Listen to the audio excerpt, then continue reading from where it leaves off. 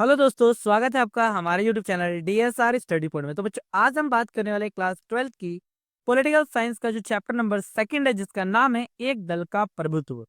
ये इस वीडियो का सेकंड पार्ट होने वाला है। फर्स्ट पार्ट मैंने अपलोड कर दिया है, लिंक डिस्क्रिप्शन पे भी है और यूट्यूब चैनल पे भी है, जाकर आप देख सकते हैं।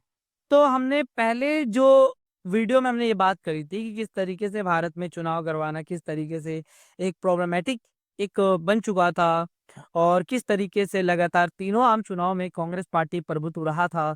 ठीक है, लगातार जीतती रही थी। ठीक है, अब इधर हम बात करेंगे कि आखिर जो शुरुआत में मतदान के तरीके और उसमें अब तक कौन कौन से बदलाव आ चुके हैं वोट डालने में। तो देखो, होता क्या था बच्चों कि प्रथम दो आम चुनाव में, ठीक है ना, प्रथम दो आम चुनाव में अपनाई गई जो व्यवस्था है यानी मतदान की, उसमें मतपत्र का प्रयोग किया जाता था सभी उम्मीदवारों के लिए।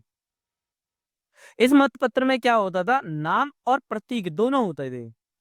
और तब मतदाता क्या करता था, अपनी पसंद के उम्मीदवार के जो सामने क्या करता था, मोहर लगाता था।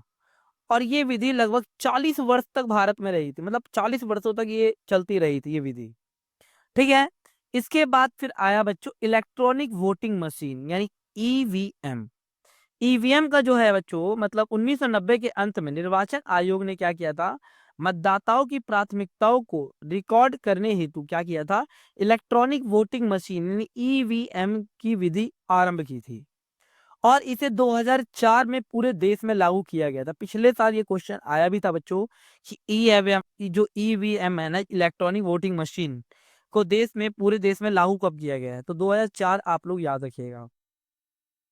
अब बात करते हैं आप लोगों का केरल में कम्युनिस्ट पार्टी की प्रथम चुनावी जीत किस तरीके से हुई। तो हुआ क्या था बच्चों, 1957 में कांग्रेस पार्टी को केवल मतलब केरल में हार का मुंह देखना पड़ा था।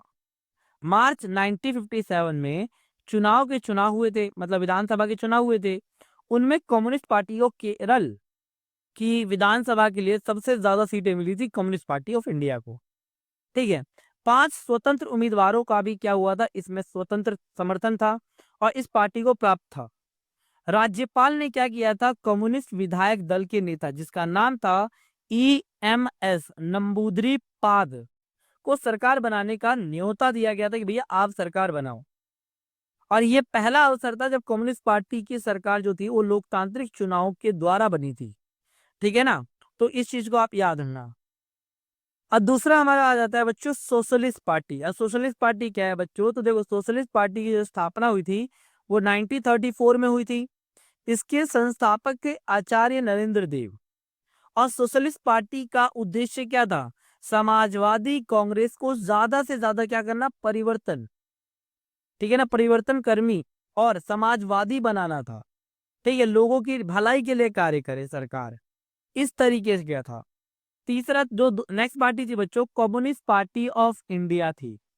इसकी जो स्थापना हुई थी वो 1941 में हुई थी। ठीक है, 1941 में। और इसके संस्थापक थे AK गोपालन।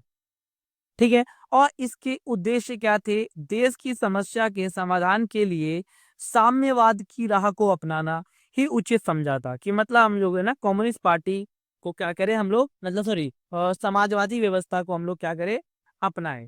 ये इनकी विचारधारा थी। अब हुआ क्या कि 1951 में हुआ क्या कि हिंसक क्रांति का रास्ता इन्होंने त्याग दिया और आम चुनाव में भागीदारी की थी इन्होंने। और 1964 में विधानसभा चुनाव हुए थे और चीन समर्थकों ने भारतीय कम्युनिस्ट पार्टी नाम से एक दल बनाया, एक पार्टी बनाई। और 1947 में सत्ता के हस्तांतरण को मतलब सच्ची आजादी नहीं मिल पाई थी। ये लोग मानते हैं कि भाई 1947 में जो हमें आजादी मिली है वो सच्ची आजादी नहीं है। और तेलंगाना में हिंसक विद्रोह क्या हो गया था, अब बढ़ने लग गया था। ठीक है ना, तो ये था कम्युनिस्ट पार्टी के बारे में, कम्युनिस्ट पार्टी ऑफ इंडिया के बारे में। नेक्स्ट पार्टी आती है भारतीय जनसंघ पार्टी। भारतीय जनसंघ पार्टी जो है आप सभी को पता है, स्थापना जो हुई थी इसकी वो हुई थी 1951 में हुई थी। ठीक है, और जो जो संस्थापक थे इसके, श्यामा प्रसाद मुखर्जी जो थे ना, वो इस पार्टी के संस्थापक थे और इसके अध्यक्ष भी थे। और भारतीय जनसंघ पार्टी का उद्देश्य क्या था कि एक देश, एक संस्कृति हो और एक राष्ट्र हो, ये थी भारतीय जो जनसंघ पार्टी की विचारधारा। एक देश होना चाहिए, एक संस्कृति होनी चाहिए और एक राष्ट्र होना चाहिए। ठीक है। नेक्स्ट आता है बच्चों समाजवादी दलों और कम्युनिस्ट पार्टी में आखिर डिफरेंस क्या है। ठीक है। तो समाजवादी दल की अगर बात की है तो पहला तो याद रखना ये लोकतांत्रिक विचारधारा पर विश्वास रखती थी, मतलब लोकतांत्रिक रूप से शासन चलाया जाए। दूसरा, पूंजीवादी और सामंतवादी को पूर्णतः समाप्त करना चाहती थी। जो समाजवादी पार्टी थी कहता भाई पूंजीवाद और सामंतवादी व्यवस्था को समाप्त कर दीजिए। सामंतवादी में मतलब क्या होता है, जो उच्च वर्ग के जो अमीर लोग नहीं होते, है ना, वो जैसे कि मतलब यूरोप में हुआ था उस प्रकार का था। सामाजिक न्याय को प्राप्त करने के लिए लोकतांत्रिक तरीके पर विश्वास किया जाना चाहिए। ये समाजवादी पार्टी की विचारधारा थी। ठीक है। अब कम्युनिस्ट पार्टी जो थी वो ये कह रही थी ये सर्वहारा हारा का अधीनावादी में विश्वास करते थे। पूंजीवाद और सामंतवाद को पूर्णतः समाप्त करने ये पक्षधर थे। ये कहते थे हाँ भाई समाप्त करना चाहिए। समाजवादी जो दल था ना, वो पूंजीवाद और समाजवाद को पूर्णतः समाप्त करना नहीं चाहता था। समाजवादी नहीं चाहते थे, लेकिन कम्युनिस्ट पार्टी चाहती थी। और ये अपने उद्देश्य को प्राप्त करने हेतु क्या करते थे, हिंसक संसाधनों में विश्वास रखते थे। ये भैया अगर जरूरत पड़ जाए तो हिंसक साधनों यानी लड़ाई झगड़े करके भी क्या कर सकते हैं ये लोग, अपने उद्देश्यों को प्राप्त कर सकते हैं। तो ये था बच्चों इस चैप्टर का कंप्लीट पार्ट। ठीक है। तो इसमें जो भी आप लोगों के मेन मेन टॉपिक्स थे मैंने आप लोगों को समझा दिए हैं। ठीक है। अगर वीडियो अच्छी लगी, इन्फॉर्मेटिव लगी तो प्लीज वीडियो को लाइक शेयर एंड सब्सक्राइब जरूर करें। मिलते हैं नई वीडियो। धन्यवाद।